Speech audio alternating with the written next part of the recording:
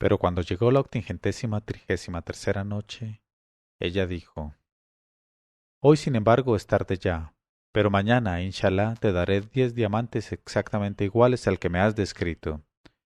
Y efectivamente, al día siguiente por la mañana, el jovenzuelo salió al jardín del palacio y al cabo de una hora me entregó los 10 diamantes, todos exactamente iguales en hermosura al del sultán, tallados en forma de huevo de paloma y puros como el ojo del sol.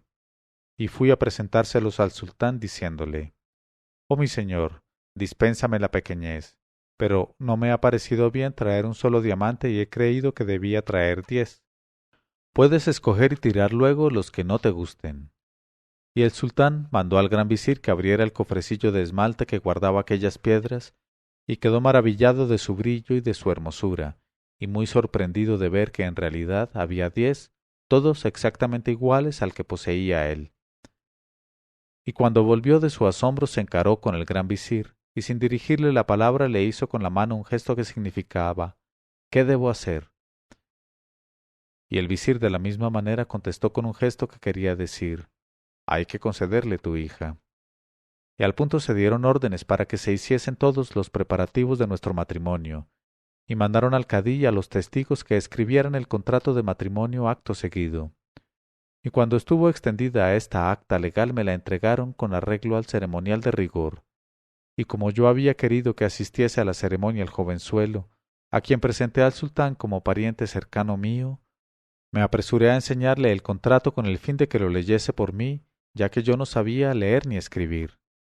Y tras de leerlo en voz alta desde el principio hasta el fin me lo devolvió diciéndome: Está conforme a lo establecido y acostumbrado, y hete aquí casado legalmente con la hija del sultán.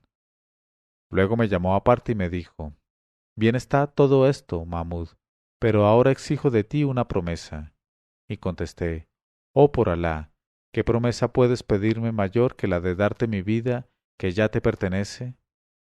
Y sonrió y me dijo: Mahmud, no quiero que llegues a consumar el matrimonio mientras yo no te dé permiso para penetrar en ella, porque antes tengo que hacer una cosa. Y contesté: Oír es obedecer. Así es que, cuando llegó la noche de la penetración, entré en el aposento de la hija del sultán. Pero en vez de hacer lo que hacen los esposos en semejante caso, me senté lejos de ella en un rincón, a pesar del deseo que me embargaba, y me limité a mirarla desde lejos, detallando con mis ojos sus perfecciones. Y me conduje de tal suerte la segunda noche y la tercera noche, aunque cada mañana, como es costumbre, iba la madre de mi esposa a preguntarle cómo había pasado la noche, diciéndole: Espero de Alá que no habrá habido contratiempos y que se habrá verificado la prueba de tu virginidad. Pero mi esposa contestaba: No ha hecho nada todavía. Por tanto, a la mañana de la tercera noche la madre de mi esposa se afligió hasta el límite de la aflicción y exclamó: Oh, qué calamidad para nosotros. ¿Por qué nos trata tu esposo de esta manera humillante y persiste en abstenerse de tu penetración? ¿Y qué van a pensar de esta conducta injuriosa nuestros parientes y nuestros esclavos? ¿Y no tendrán derecho a creer que esta abstención se debe a algún motivo inconfesable o a alguna razón tortuosa? Y llena de inquietud, en la mañana del tercer día fue a contar la cosa al sultán, que dijo: Si esta noche no le quita la doncellez, le degollaré. Y esta noticia llegó a oídos de mi joven esposa, que fue a contármela. Entonces no vaciles ya en poner al jovenzuelo al corriente de la situación, y me dijo: Mahmud, ha llegado el momento oportuno. Pero antes de quitarle la doncellez hay que tener en cuenta una condición, y es que cuando estés solo con ella, le pidas un brazalete que lleva en el brazo derecho, y lo cogerás y me lo traerás inmediatamente, después de lo cual te está permitido llevar a cabo la penetración y complacer a su madre y a su padre. Y contesté: Escucho y obedezco. Y cuando me reuní con ella al llegar la noche le dije: Por Alá sobre ti, ¿tienes realmente deseo de que esta noche te dé yo gusto y alegría? Y me contestó: Ese deseo tengo en verdad. Y añadí: Dame entonces el brazalete que llevas en el brazo derecho. Y exclamó ella: te lo daré, pero no sé qué podrá sobrevenir si abandono entre tus manos este brazalete, que es un amuleto que me dio mi nodriza cuando era yo muy niña. Y así diciendo se lo quitó del brazo y me lo dio. Y al instante fui a entregárselo a mi amigo el jovenzuelo, que me dijo: Esto es lo que necesitaba. Ahora puedes volver para ocuparte de la penetración. Y me apresuré a regresar a la cámara nupcial para cumplir mi promesa concerniente a la toma de posesión y dar gusto con ello a todo el mundo. Y he aquí que, a partir del momento en que penetré junto a mi esposa, que me esperaba completamente preparada en su lecho, ignoro, oh hermano mío, lo que me ocurrió. Todo lo que sé es que de pronto vi que mi habitación y mi palacio se derretían como en sueños, y me vi acostado al aire libre, en medio de la casa en ruinas, a donde había conducido al mono cuando efectué su adquisición, y estaba despojado de mis ricas vestiduras y medio desnudo entre los andrajos de mi antigua miseria. Y reconocí mi vieja túnica llena de remiendos de telas de todos colores, y mi báculo de derviche mendigo, y mi turbante con tantos agujeros como una criba de mercader de granos. Al ver aquello, oh hermano mío, no me di cuenta exacta de lo que significaba y me pregunté: Ya, Mahmud, ¿estás en estado de vigilia o de sueño? ¿Sueñas o eres realmente Mahmud el derviche mendigo? Y cuando acabé de recobrar el sentido me levanté y di una sacudida, como había visto hacer al mono la otra vez. Pero seguí siendo quien era, un pobre hijo de pobre y nada más.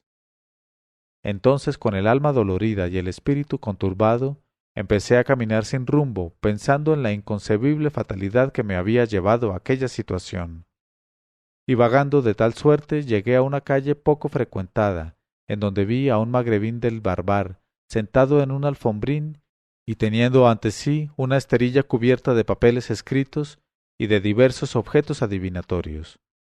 Y yo, contento por aquel encuentro, me acerqué al magrebín con objeto de que me sacara la suerte y me dijera el horóscopo, y le dirigí una zalema que me devolvió. Y me senté en tierra con las piernas encogidas, me acurruqué frente a él y le rogué que consultara a lo invisible con respecto a mí. Entonces el magrebín, tras de considerarme con ojos por donde pasaban hojas de cuchillo, exclamó: Oh derviche, ¿eres tú quien has sido víctima de una execrable fatalidad que te ha separado de tu esposa? Y exclamé: Ah, Walá, ah, Walá, yo mismo soy. Él me dijo: Oh pobre, el mono que compraste en 5 dracmas de plata y que tan súbitamente se metamorfoseó en un jovenzuelo lleno de gracia y de belleza, no es un ser humano de entre los hijos de Adán, sino un genio de mala calidad. No se ha servido de ti más que para lograr sus fines, porque has de saber que desde hace mucho tiempo está prendado apasionadamente de la hija del sultán, la misma con quien te ha hecho casarte, pero como a pesar de todo su poder no conseguía acercarse a ella porque llevaba un brazalete talismánico, se ha valido de ti para obtener el brazalete y adueñarse de la princesa impunemente. Pero espero no tardar mucho en destruir el poder peligroso de ese mal sujeto, que es uno de los genios adulterinos que se rebelaron contra la ley de nuestro señor Soleimán, con él la plegaria y la paz. Y tras hablar así, el magrebín tomó una hoja de papel, trazó en ella caracteres complicados y me la entregó diciendo: Oh derviche, no dudes de la grandeza de tu destino. Anímate y ve al paraje que voy a indicarte. Y allí esperarás a que pase una tropa de personajes, a quienes observarás con atención. Y cuando divises al que parece su jefe, le entregarás este billete y satisfará tus deseos. Luego me dio las instrucciones necesarias para llegar al paraje de que se trataba y añadió: En cuanto a la remuneración que me debes, ya me la darás cuando se cumpla tu destino. Entonces, después de dar gracias al magrebín, cogí el billete y me puse en camino para el paraje que me había indicado. Y a tal fin anduve toda la noche y todo el día siguiente y parte de la segunda noche. Y llegué entonces a una llanura desierta donde por toda presencia no había más que el ojo invisible de Alá y la hierba silvestre. Y me senté y esperé con impaciencia lo que iba a ocurrir. Y escuché a mi alrededor como un vuelo de pájaros nocturnos que no veía. Y el escalofrío de la soledad empezaba a hacer temblar mi corazón, y el espanto de la noche llenaba mi alma. y he aquí que de repente vislumbré a distancia gran número de antorchas que parecían caminar hacia mí ellas solas, y pronto pude distinguir las manos que las llevaban, pero las personas a quienes pertenecían aquellas manos permanecían invisibles en el fondo de la noche, y no las veían mis ojos. Y de tal suerte pasaron por delante de mí de dos en dos un número infinito de antorchas llevadas por manos sin propietarios. Y por último, vi rodeado de gran número de luces a un rey en su trono revestido de esplendor. Y llegado que fue delante de mí, me miró y me consideró, en tanto que mis rodillas se entrechocaban de terror. Y me dijo, ¿dónde está el billete de mi amigo el magrebín Barbarí? Y tendí el billete que desdobló él, mientras se detenía la procesión, y gritó él a alguien que yo no veía, «Ya atrás, ven aquí». Y al punto saliendo de la sombra avanzó un mensajero todo equipado, que besó la tierra entre las manos del rey. Y el rey le dijo, «Ve enseguida a El Cairo a encadenar al geni fulano, y tráemele sin tardanza». Y el mensajero obedeció y desapareció al instante. Y he aquí que al cabo de una hora volvió con el jovenzuelo encadenado, que se había vuelto horrible de mirar y estaba desfigurado hasta dar asco. Y el rey le gritó, ¿por qué, oh maldito, has quitado el bocado de la boca a este adamita? ¿Y por qué te has comido tú el bocado? Y el otro contestó, el bocado está intacto todavía, y yo soy quien le ha preparado. Y el rey dijo, es preciso que al instante devuelvas el brazalete talismánico a este hijo de Adán, pues de no hacerlo así tendrás que entendértelas conmigo. Pero el geni, que era un cochino obstinado, contestó con altanería, el brazalete lo tengo yo y no lo tendrá nadie más. Y así diciendo abrió una boca como un horno y echó en ella el brazalete, que desapareció dentro.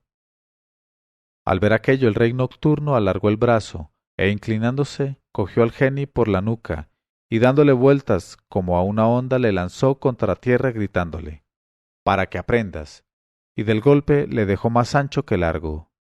Luego mandó a una de las manos portadoras de antorchas que sacara el brazalete de dentro de aquel cuerpo sin vida y me lo devolviera, lo cual fue ejecutado en el momento. Y en cuanto estuvo entre mis dedos aquel brazalete, oh hermano mío, el rey y todo su séquito. En este momento de su narración, Sherazada vio aparecer la mañana y se calló discretamente.